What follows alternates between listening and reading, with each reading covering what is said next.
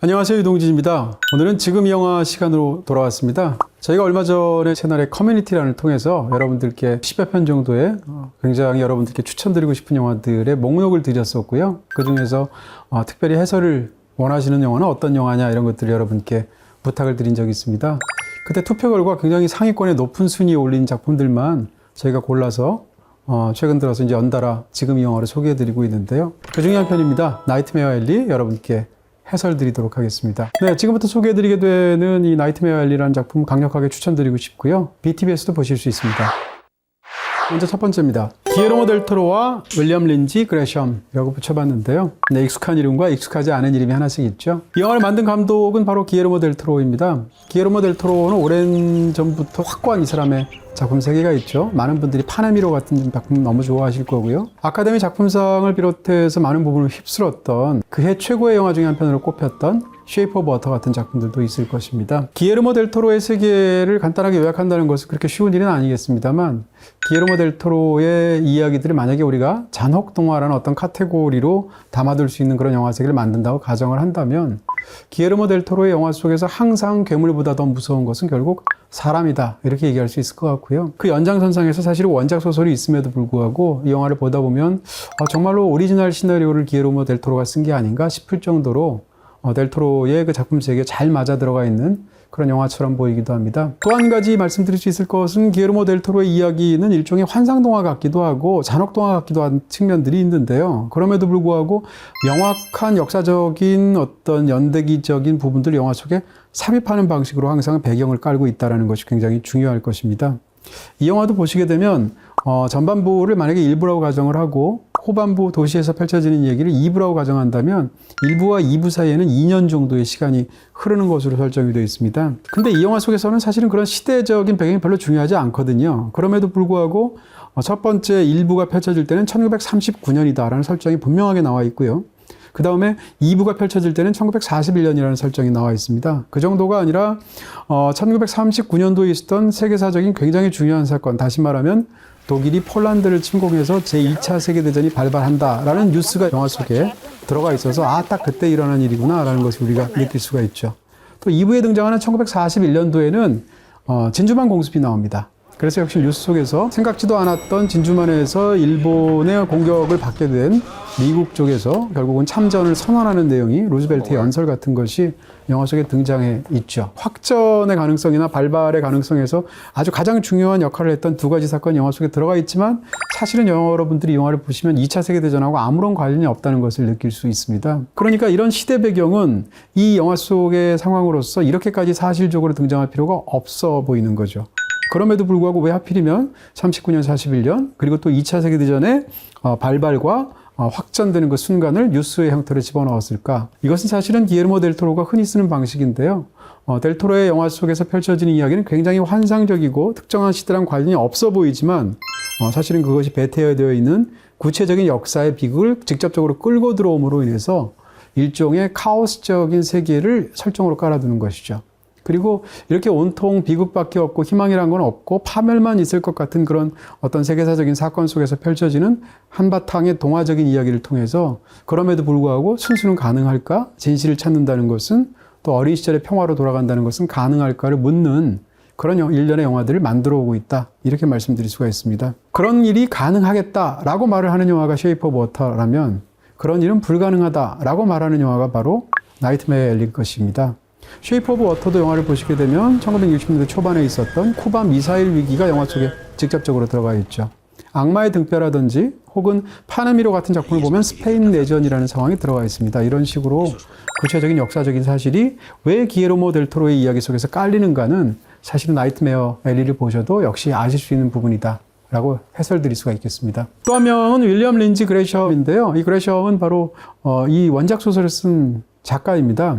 이 작품 자체가 1946년도에 나와서 굉장히 큰 인기를 누리면서 베스트셀러가 되기도 했었고요. 우리가 영어 단어에서 종종 쓰기도 하는 괴짜라든지 기인, 이 영화 속에서는 기인이라는 뜻으로 그 영어 단어가 쓰이고 있는데 기익이라는 단어가 있습니다. GEK로 쓰는 바로 괴짜나 기인을 뜻하는 그 단어가 있는데 실제로 어떤 그 빅데이터 같은 그런 연구조사에 따르면 1946년도 이전에는 미국에서 기익이라는 단어를 거의 쓰지 않았다고 합니다.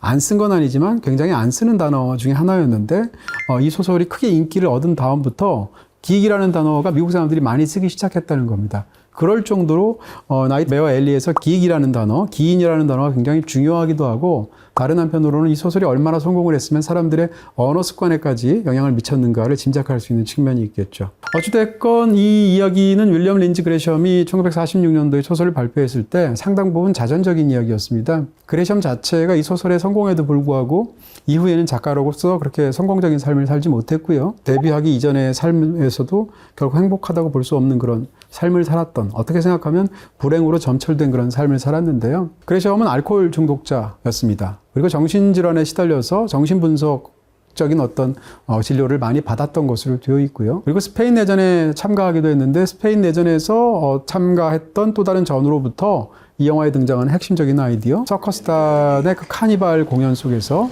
어떻게 기익이라는 그런 존재를 만들어내는지, 기인이라는 존재가 어떻게 창조되는지에 대한 이야기를 전해 듣고 굉장히 깜짝 놀라게 되죠.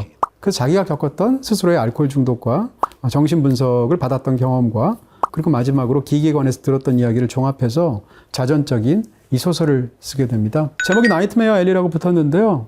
그야말로 악몽의 어떤 골목길이라고 말할 수 있을 것 같은데 영화에는 정확하게 나오지 않지만 소설에는 명확히 나옵니다. 무엇이 나이트메어 엘리일까 하면은 이 주인공이 반복적으로 꾸게 되는 꿈입니다. 꿈속에서 어린 시절로 돌아가게 되는데 이 소년이 너무 악몽에 시달리고 있는데 너무 어두운 그런 골목길 속에 자기가 잠겨져 있는 것이죠. 근데 골목길 끝에 뭔가 빛이 보이게 되면 아, 저쪽으로 나가면 출구구나 싶어서 전력 질주를 하게 되는데 영원히 그 빛에 닿지 못하면서 계속 달리면서 결국은 꿈을 깨게 되는 그런 악몽을 꾸게 됩니다. 그 악몽 속에 등장하는 것이 바로 나이트메어 엘리죠.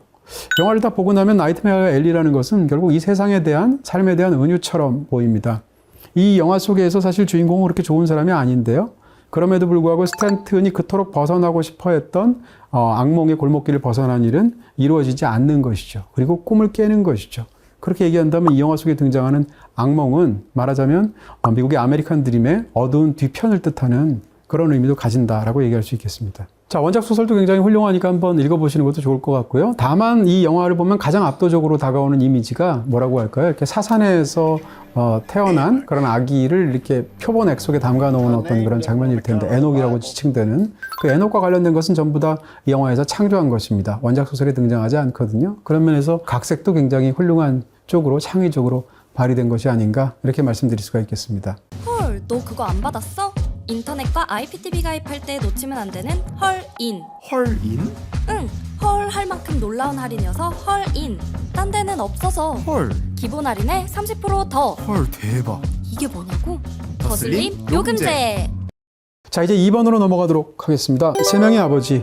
라고 제목을 붙여봤는데요. 일단 2번과 3번을 설명하기 위해서 영화의 어떤 전체적인 가장 중요한 그 모티브라고 할까요? 이런 걸 말씀을 드린다면 이 영화는 정신분석학적인 어떤 개념하고 관련이 되어 있습니다. 특히 여러분들도 잘 알고 계실 프로이트적인 개념, 그러니까 오이디푸스 컴플렉스가 사실은 이 이야기에서 핵심적인 모티브로 작용하고 있다. 이렇게 말씀드릴 수가 있겠습니다. 오이디푸스 컴플렉스는 신화 속에서 오이디푸스라는 인물이 전혀 알지 못하는 상황에서 왕인 자기의 아버지를 사실은 살해하게 되고요. 그리고 전혀 알지 못하는 상황에서 그의 아내였던 자신의 어머니와 결혼을 하게 되는 그런 신화적인 비극적인 인물이죠. 오이디푸스는 나중에 그 사실을 알고 난 다음에 스스로의 눈을 빼내고 그리고 이제 광야를 속죄하는 심정으로 떠돌면서 일생을 마치게 되는 건데요. 이런 어떤 장대하면서도 끔찍하면서도 상상하기도 어려울 정도의 비극을 다룬 이런 오이디푸스의 신화를 가지고 프로이트는 오이디푸스 컴플렉스라는 개념을 만들었죠. 이 영화 속의 기본적인 이야기는 이 오이디푸스 컴플렉스를 깊숙하게 끌고 들어와서 이야기를 만들어내고 있다. 이렇게 설명드릴 수가 있겠습니다.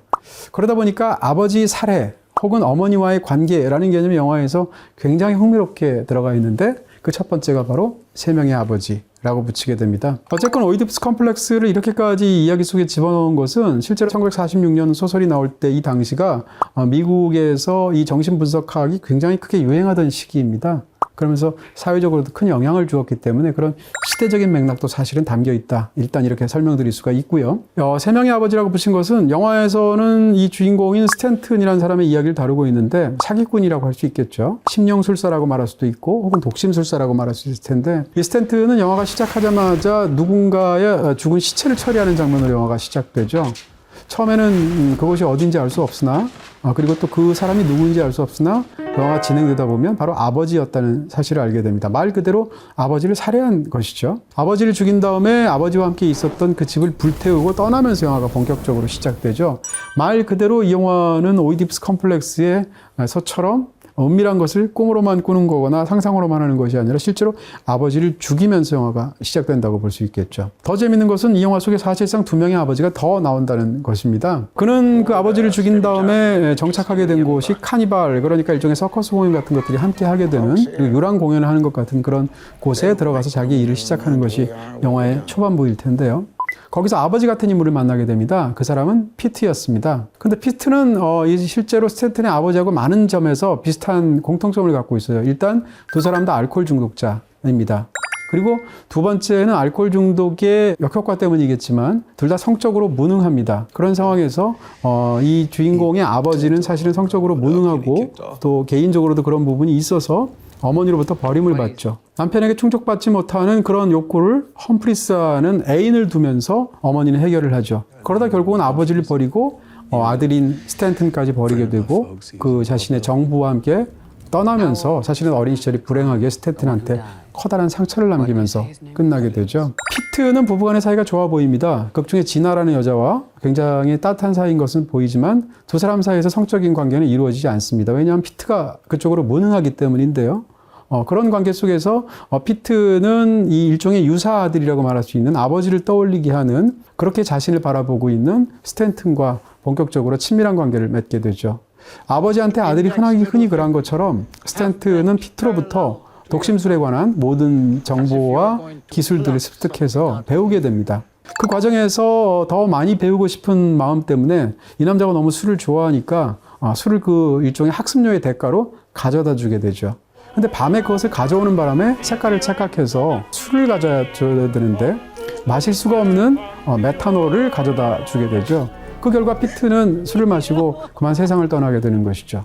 살해의 의도는 없었던 것 같고 극 중에서는 실수로 표현되고 있는 것 같은데 결과적으로 얘기하면 똑같이 아버지를 죽인 셈이 됩니다. 그러니까 이 영화 속에서 두 번째 아버지조차 스탠튼이 살해하게 되는 것이죠. 마지막으로 영화의 세 번째 아버지가 등장합니다. 후반부의 가장 중요한 사건으로 등장하는 에즈라라는 대부호라고 말할 수 있습니다. 에즈라라는 대부호는 지금 너무 잘 살고 있고 굉장한 세력을 갖고 있는 사람임에도 불구하고 자기 마음속에 커다란 후회와 죄책감이 남아 있습니다. 그것은 과거에 굉장히 사랑했던 여성인데 도리스라는 그 약혼녀와의 사이에서 아이를 가졌던 일이 있었던 거죠. 근데 그 당시에 어떤 여러 가지 이유로 낙태를 자신의 약혼녀에게 종용하게 되고 그 과정에서 도리스는 아이를 낙태하는 과정에서 그만 세상을 떠나는 그런 불행한 일을 겪게 되죠. 이 일을 겪고 나서 그 이유는 굉장히 큰 성공을 거두고 지금은 대부호가 됐음에도 불구하고 어린 시절이 계속 떠오르죠. 그런 과정 속에서 마치 죽은 도리스와 영접을 하는 것 같은, 영혼으로 교류를 하는 것 같은 영매 행동을 이 스탠튼이 흉내를 내게 되고 거기에 속아서 벌어지는 일대의 어떤 사기극 혹은 그것이 어그러지면서 생겨나는 비극을 영화의 후반부에서 집중적으로 묘사를 하고 있죠. 그러니까 영화 속에서 에즈라는 사실은 아버지가 아닙니다. 아이를 낳은 적이 없으니까. 그럼에도 불구하고 에즈라는 그 자신의 삶에서 가장 크게 결여된 무엇으로 그 삶이 규정된 사람입니다. 그 결여된 것은 바로 아이인 거죠. 혹은 그 아이를 못 낳게 해서 죽게 만든 자신의 약혼녀인 것이죠. 다시 말하면 태어났어야 하지만 태어나지 못했던 태아. 이것이 굉장히 그 에즈라의 삶에서의 가장 큰 결핍이라고 말할 수 있을 텐데 그것이 어긋나서 마지막에 죽는 순간을 보게 되면 결국은 그 에즈라를 죽인 사람은 스탠튼이지만 사실상 이 모든 일들, 이 이야기 속에서 태어나지 못했던 아이에 의한 아버지 살해라고 볼 수도 있죠. 어떻게 본다면 스탠튼은 그렇게 낙태가 되어서 죽어간 아이의 이름으로 아버지인 에즈라를 죽였다 이렇게 볼 수 있겠죠. 이렇게 본다면 역시 영화에 등장하는 세 명의 유사 아버지와 진짜 아버지 모두를 사실은 스탠튼은 세 명 다 직접적으로 살해해서 죽이게 되는 결과를 벌이게 됩니다. 뒤집어서 얘기하면 태어나지 않았던 자기의 아들의 이름으로 자기를 죽인다고 볼 수도 있습니다. 무슨 얘기인가 하면 영화 속에서 에즈라하고 스탠튼하고는 공통점이 있습니다.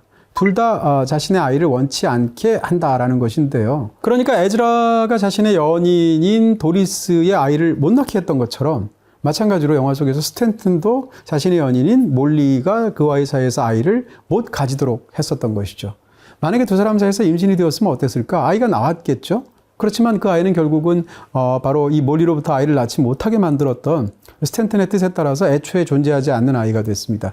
그러니까 영화 속에서 낙태되어 숨져간 에즈라의 아들이 사실상 에즈라를 죽인다라고 본 것처럼 이 영화에서 스탠튼이 에즈라를 죽일 때 사실상 스탠튼의 아들이 스탠튼을 죽인다라고도 볼 수가 있겠죠. 그렇게 본다면 이 영화 속에서 부자 관계를 가지고 굉장히 다양하고도 풍부하고도 어떻게 보면 굉장히 끔찍한 이야기를 반복적으로 하고 있습니다. 이렇게 세 명의 아버지를 만났는데 차이가 하나도 없이 고스란히 그 상황들이 반복되고 있고 세 명의 아버지는 똑같이 스탠튼에 의해서 살해가 되는 일들이 반복된다는 것은 이 영화 전체적으로 사실상 운명을 다루고 있기 때문입니다. 운명이란 건 거역할 수가 없고 개인의 의지에 따라서 그것을 벗어날 수가 없죠. 그런 상황 속에서 상황은 계속 달라지고 아버지도 달라짐에도 불구하고 스탠튼은 거듭 그 아버지를 죽이는 것입니다.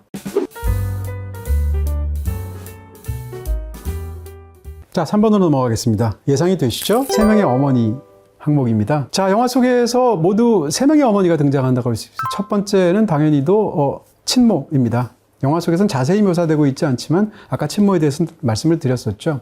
이 주인공은 아버지에 대해서 굉장히 양가적인 감정을 느끼고 있습니다. 아버지를 불쌍하게 느끼는 마음도 있는데 사실은 아버지를 굉장히 증오하고 싫어하는 면도 있죠. 스탠튼은 왜 아버지를 싫어할까? 어머니를 잃었기 때문입니다. 뒤집어서 얘기하면 아버지가 약해서 아버지를 증오하고 있는 것이죠. 혹은 아버지가 어울리지도 않게도 그런 상황에서도 끊임없이 성경을 인용해서 자기한테 뭔가 설교하려고 하는 것 같은 위선이 이 아들이 싫은 것입니다.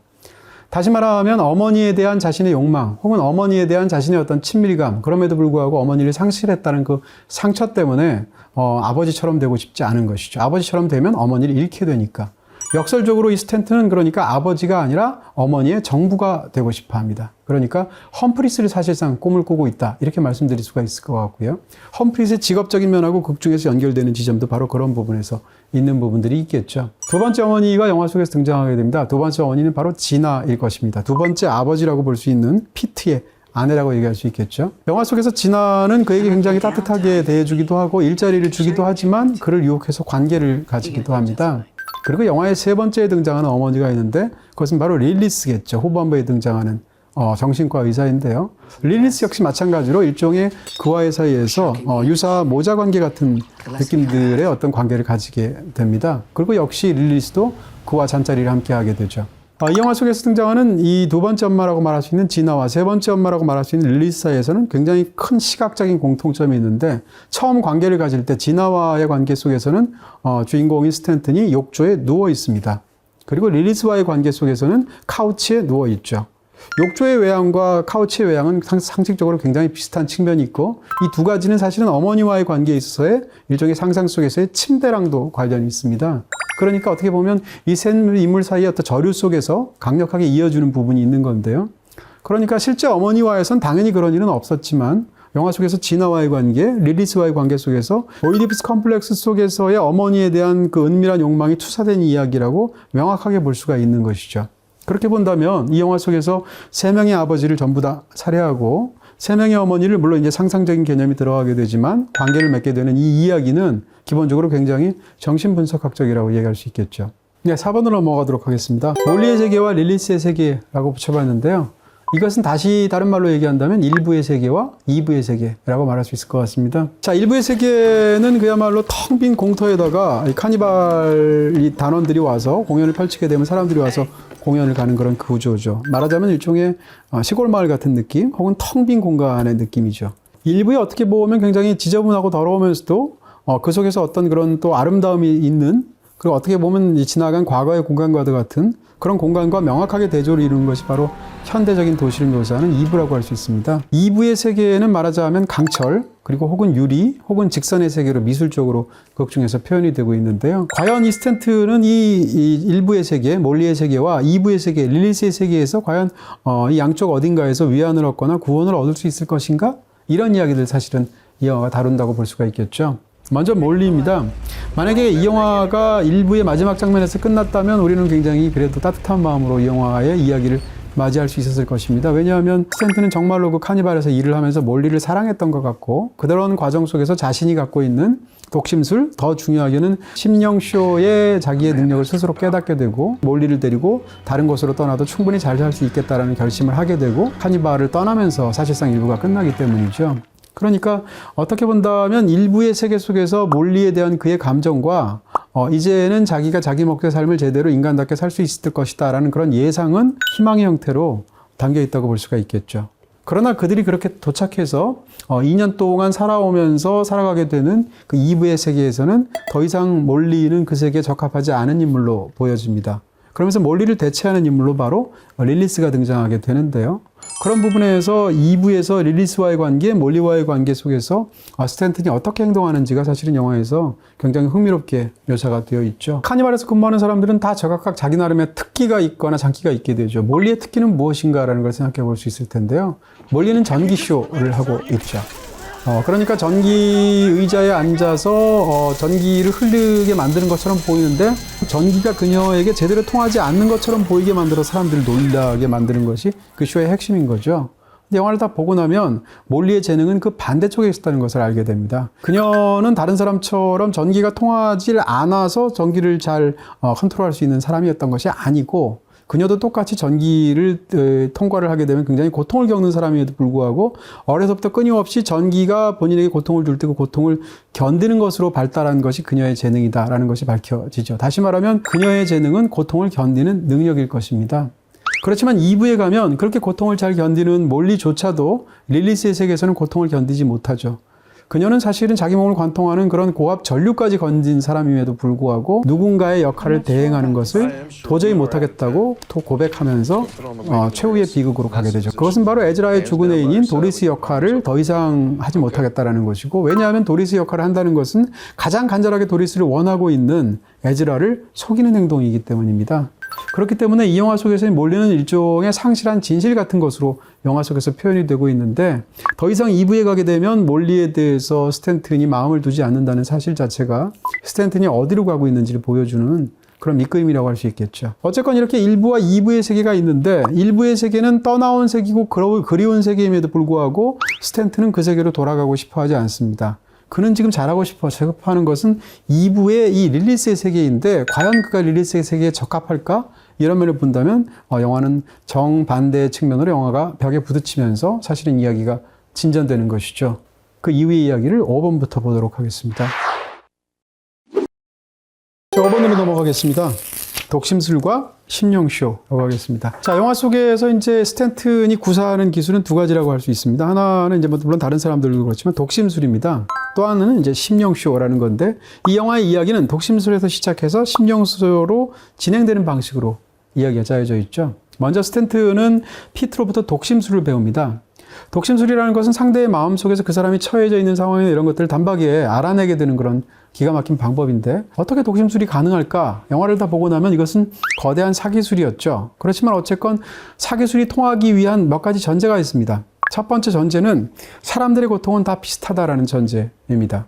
그러니까 젊은 남자가 어떤 데서 굉장히 심각한 스트레스를 받고 있거나 마음이 억눌린 상태가 있다면 아마도 틀림없이 대부분의 경우 아버지로부터 온 것이다 라고 이제 피트는 추측하게 되는데, 대부분의 사람들은 이 규칙에 다 맞는다는 얘기죠. 이 얘기인 즉슨 내가 지금 겪고 있는 아버지와의 관계에서 굉장히 끔찍한 상처를 갖고 있음에도 불구하고 이게 내 나이 또래의 남자들에게는 보편적인 그런 상처라는 것이죠. 그리고 고통이라는 것입니다.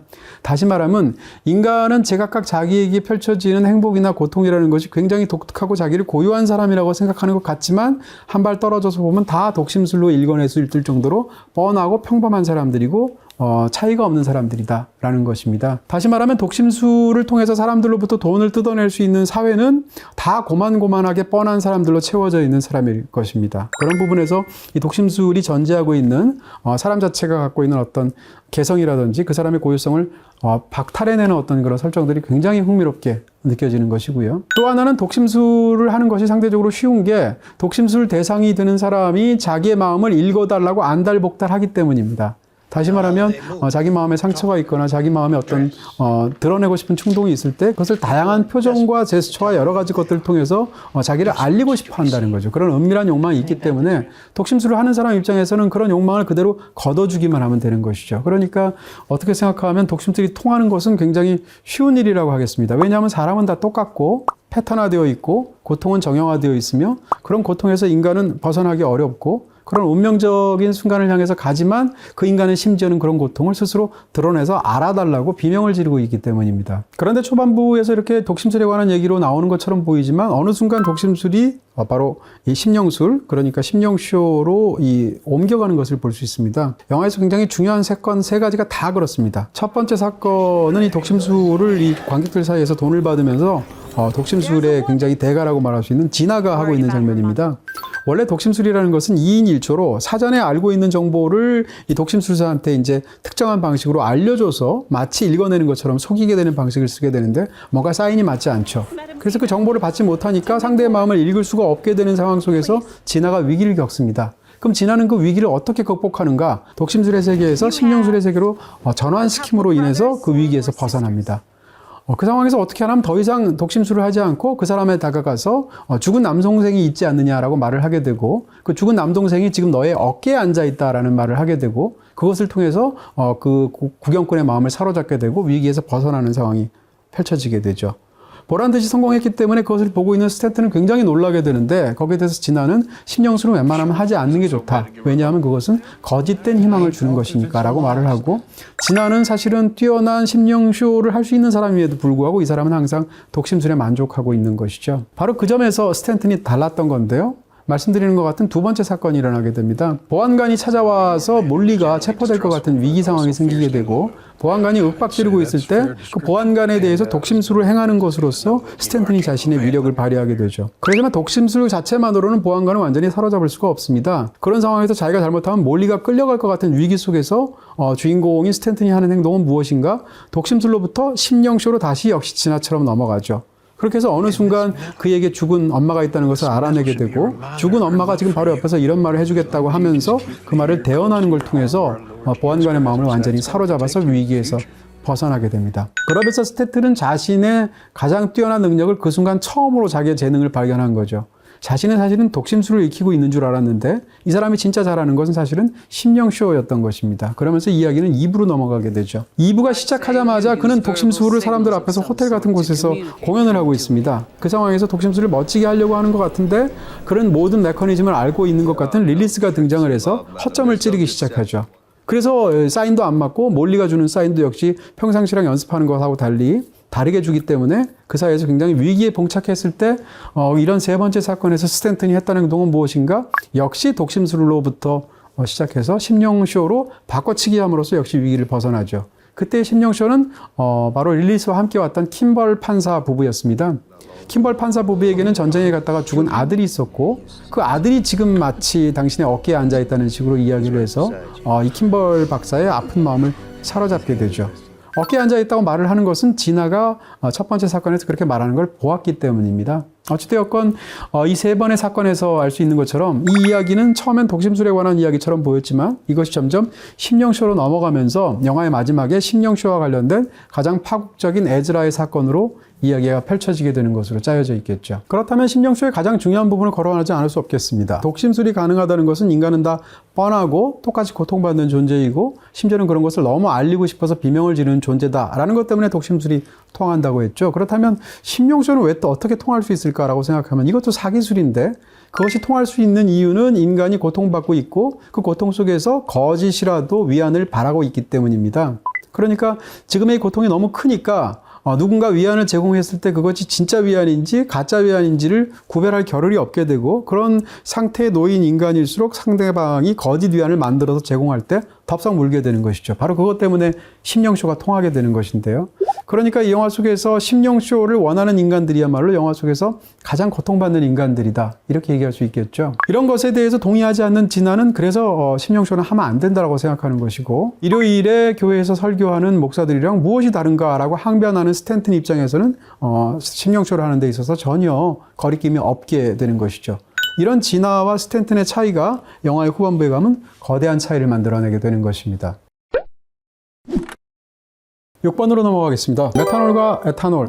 다들 아시는 것처럼 메탄올은 인간이 마실 수가 없고 에탄올은 술이니까 마실 수가 있겠죠. 이 영화에서는 이제 술이라는 모티브가 혹은 이제 알코올이라는 모티브가 굉장히 중요하게 등장하게 되는데 이 영화에 등장하는 중요 인물들의 어떤 인물들은 영화 속에서 에탄올로 시작해서 메탄올로 귀결하는 것으로 사실상 이야기가 끝난다는 게 굉장히 흥미로워 보입니다. 먼저 에탄올일 텐데 다시 말하면 술이죠. 그러니까 영화 속에서 피트 같은 사람, 그 다음에 이 주인공이 스탠튼의 아버지 같은 사람은 전부 다 알코올에 중독되어 있죠. 주인공은 어려서부터 아버지가 술 때문에 어떤 결과를 빚었는지, 결과적으로 얘기한다면 술 때문에 어머니를 잃게 되었으니까 절대 술을 마시면 안 된다고 생각하고 있습니다. 그래서 이 영화의 일부의 몰리의 세계에서는 사실은 그가 누가 술을 권할 때마다 전혀 술을 먹지 않죠. 근데 2부로 넘어가게 되면 이 스탠튼이 어느 순간부터 술을 마시기 시작합니다. 그것은 언젠가 하면 카우치에 누워서 릴리스 박사 앞에서 자신의 고통스러웠던 과거를 처음 이야기할 때 에탄올을 마시게 되죠. 즉 술을 마시게 되는 것입니다. 이 영화에서 사실은 사기꾼과 사기꾼, 어떻게 보면 1급 사기꾼과 2급 사기꾼의 대결이 이 영화 속에서 펼쳐지는 2부의 이야기라고 볼 수 있을 텐데, 이 세계 속에서의 승부는 어떻게 결정되는가? 진실을 먼저 토로하는 자가 지도록 되어 있습니다. 끝까지 사기를 치는 사람이 성공하도록 되어 있죠. 그런 측면에서 스탠튼도 한가닥 하는 사기꾼임에도 불구하고 자기보다 훨씬 더 사기를 잘 치는 릴리스 앞에서 카우치에 누워서 정신분석 상담을 받다가 자기 어린 시절과 관련된, 아버지와 관련된 아픈 이야기를 토로하기 시작하고, 그때부터 두 사람 사이에는 승부가 결정되는 것입니다. 그리고 그가 처음으로 극 중에서 술을 마시는 순간은 바로 그때입니다. 그러니까 이 영화에 등장하는 사람들은 에탄올을 향해서 점점점 그렇게 해서 이제 알코올로 중독이 되는 셈인데요. 이 알코올로 중독되는 사람들의 귀결은 메탄올입니다. 영화에서 피트가 그런 것을 보여주게 되는데, 서커트산에서 이런 그 여러 가지 것들을 위해서 표본을 절이거나 이런 데들 위해서 메탄올을 사용한다는 얘기를 해줍니다. 그리고 메탄올과 에탄올은 육안으로 구분하기 어렵죠.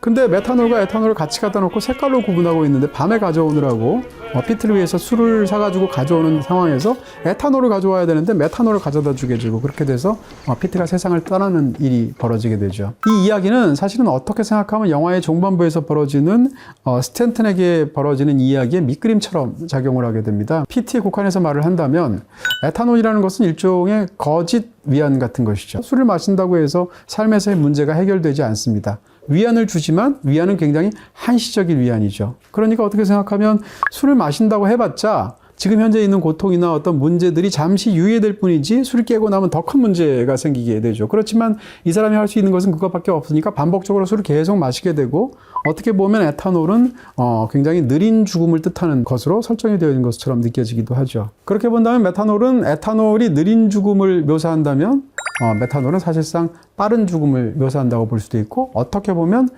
죽음의 고착화를 뜻한다고 볼 수도 있습니다. 영화에서의 메탄올의 용도는 무엇일까? 어떤 상태를 고정시키는 데 필요합니다. 결정적으로 어떤 그 태아의 표본 같은, 괴물 같은 형상의 어떤 것이 있는데, 에녹이라고 이름 붙은 그것을 채워서 그 상태를 보존하는 것이 바로 메탄올이었었죠. 근데 그런 메탄올을 먹고 사실상 피트가 죽게 되는데, 피트의 인생에서 있었던 어떤 상처와 고통과 그 끝에서의 어떤 죽음의 귀결을 사실상 고착화시키고 정황화시키고 끝장내는 것은 메탄올이었던 것이죠. 근데 이 이야기는 영화의 마지막 순간에 스탠튼과 관련이 됩니다. 스탠튼은 원래 술을 안 마시는, 아버지 때문에 술을 안 먹던 사람이었는데 2부의 상황 속에서 술을 마시기 시작하고 점점 술에 탐닉하다가 마지막 순간에는 일련의 살인사건을 저지르게 되고 경찰을 피해서 쫓겨서 달아나게 됩니다. 그러다 영화의 종반부에는 에필로그처럼 몇 개의 장면들이 붙어 있는데, 거의 폐인이 되다시피 한 그가 사람들이 모닥불에 모여있는 일꾼들 사이에 끼어들어서 상대방이 술을 마시고 있을 때 술을 달라고 하니까 그 사람이 대가를 달라고 하죠. 술 몇 모금을 위해서 줄 수 있는 자기의 유일한 대가는 아버지가 남겨주었던 유산인 손목시계입니다. 이 손목시계는 아버지랑 관련이 되어 있는 건데, 그 손목시계를 주고 술 몇 모금을 받아서 마시는 장면이 짧게 들어가 있죠. 그러니까 그가 그토록 싫어했던 알코올 중독자인 아버지가 자신에게 주었던 유일한 유산이라고 말할 수 있는 손목시계를 줌으로 인해서 똑같이 전철을 밟고 그 아버지처럼 되는 것이죠. 그러니까 그는 어떻게 보면 에탄올에 깊숙하게 침윤이 되어 있는 피트와 같은 상태, 아버지와 같은 상태가 됩니다. 그 다음 장면은 영화의 충격적인 쇼킹한 영화의 엔딩이라고 볼 수 있을 텐데, 엔딩에서 그가 보는 것은 바로 메탄올에 절여진 에녹입니다. 메탄올에 절여진 에녹은 사실상 이 남자의 스스로의 모습을 사실상 어떤 시각적인 이미지로 본다고 볼 수 있을 텐데요. 그래서 마지막 7번을 보도록 하겠습니다. 굵고 짧게 에녹이라고 했습니다. 에녹이라는 것은 아까 말씀드린 대로 원작에 없는 그런 내용을 흥미롭게 잘 집어넣은 아마도 이것을 시각화한 무엇을 찾았을 것 같고요. 이야기의 핵심적인 것을. 그것이 이제 에녹으로 형상화되지 않았나 싶습니다. 극 중에 어떻게 생각하면 이제 태어나는 과정에서 태내에서 죽어서 사산을 했거나 아니면 태어나는 과정에서 아이가 죽었거나 이런 어떤 태아가 있을 텐데 그 아기를 영구히 일종의 박제처럼 만들게 하기 위해서 표본 속에 담가둔 거죠. 메탄화 속에 담가둔 것을 이름을 에녹이라고 붙인 것이라고 영화 속에서 등장하게 되는데요. 에녹은 뭐 잘 알려져 있는 것처럼 성경에 등장하는 인물의 이름입니다. 구약 성서를 통틀어서 제가 알고 있기로는 죽지 않고 하늘로 올라간 사람이 두 사람이 있는데 하나는 엘리야라는 선지자고 또 하나는 이 선인이라고 불렸던 의인이라고 불렸던 에녹이라는 사람입니다. 에녹이라는 사람은 365세까지 살다가 그대로 죽지 않고 하늘로 올라간 것으로 구약 성서에는 묘사가 되어 있는데 아이러니컬하게도 인간이 영원히 살 수 있는 혹은 영생이 될 수 있는 혹은 순간을 영원으로 가져갈 수 있는 방법은 무엇일까? 그것은 영원히 죽는 방법이다 라고 사실은 이 영화는 굉장히 역설적인 무시무시한 농담을 하고 있는 것이 아닌가 라는 생각이 드는 것이죠. 영화의 마지막 장면에 이르게 되면 자기가 그토록 무시무시하고 말도 안 되고 어떻게 저기에 속나라고 싶었던 기인이 어떻게 만들어지는 과정인지를 스스로가 알게 됩니다. 기인을 만드는 방법은 아주 간단합니다. 짧은 천국을 주어서 스스로 긴 지옥을 자청하도록 만드는 것이죠. 그러니까 초반의 단계에서는 그에게 술이라든지 혹은 마약이라든지 이런 걸 통해서 상대를 중독시키면서 짧은 위안을 제공을 하고 그것을 계속 반복적으로 만들게 되면 어느 순간 기인이 스스로 돼서 생닭의 목을 직접 물어뜯는 비참한 삶의 조건을 스스로가 원해서 받아들이게 된다는 끔찍한 어떤 메커니즘일 텐데요. 영화의 마지막 장면이 이르게 되면 그 스스로가 바로 그런 순간에 나도 그런 쪽으로는 재능이 타고났다고 자조하고 스스로 웃으면서 영화의 마지막 장면이 끝나게 되죠. 그렇게 본다면 마지막 순간에 그 기인으로서 사실은 그토록 자기랑 거리가 멀다고 생각했고 그토록 피하고 싶었던 기인의 운명을 사실은 그는 처음부터 타고난 것이었고 결국은 그 모든 단계를 아버지처럼 고스란히 밟아나가서 마지막 순간에는 기인의 운명을 스스로 받아들이면서 자조하면서 영화가 끝나게 되는 거죠. 그리고 그의 그런 상태는 에녹에 그대로 시각화되어서 고착되어 있습니다. 에녹은 태어나면서 극 중에서 어머니를 죽인 존재로 묘사가 됩니다. 아마도 태어나는 과정에서 엄마가 출산하는 과정에서 세상을 떠난 그런 태아였던 것 같고 그리고 태아 역시도 죽어서 괴물처럼 현재 그 용액 속에서 고착화되어 있죠. 그러니까 에녹은 어머니를 죽였고 스탠트는 아버지를 죽였습니다. 그러니까 영화의 마지막 순간에 그 에녹의 표본을 보면서 그가 느꼈던 것은 결국은 부모를 죽인 채 태어나지도 못한 모습으로 혹은 죽은 채 탄생한 모습으로 영원히 고착되어 있어서 어찌 보면 죽음의 영생이라는 역설적인 표현을 빈다면 영원한 상태로서 죽음에 고착화되어 있는 스스로의 모습을 보면서 그것을 자신의 운명으로 받아들이게 되는 것이죠. 그러니까 그는 사실은 영화 속에서 훌륭한 사람이 아니었고 그럼에도 불구하고 수많은 것들을 자기가 의도했음에도 불구하고 자기가 그토록 얻고 싶어 했던 자기의 거짓 희망을 완성하지 못합니다. 이 남자의 거짓 희망은 무엇이었을까? 이 남자는 왜 신명술에 그토록 뛰어났을까? 그것은 이 사람 자체가 거짓 희망의 메커니즘을 너무 잘 알고 있고 그 누구보다도 거짓 희망을 원했던 사람이기 때문입니다. 그의 희망은 무엇이었을까? 그것은 인간답게 살 수 있다라는 것이었을 것입니다. 그는 이 모든 사기를 치고 이 모든 일들을 겪으면서도 그 순간순간 계속 자기 영혼이 타락해 가면서도 자기가 인간답게 살 수 있다, 구원받을 수 있다라고 생각하고 있습니다. 그렇지만 그것이 불가능하다는 걸 영화의 말미에 가면 스스로가 깨닫게 되고 바로 그런 거짓 희망의 극단적인 부분에서 부모를 살해하고 영원히 고착되어 있는 죽음의 어떤 형상인 태어나기 직전의 상태인 태아를 보면서 자신의 모습을 보는 것입니다. 네, 이렇게 해서 오늘은 지금 이 영화 시간을 통해서 여러분들이 또 골라주신 한 편이기도 하고요. 나이트메어 알리를 여러분들께 해설해 드렸습니다. 다음에 또 좋은 영화로 찾아오도록 하겠습니다. 감사합니다. 생방을 주방에서, 생방을 안방에서, 생방을 내 방에서, BTV 에어에서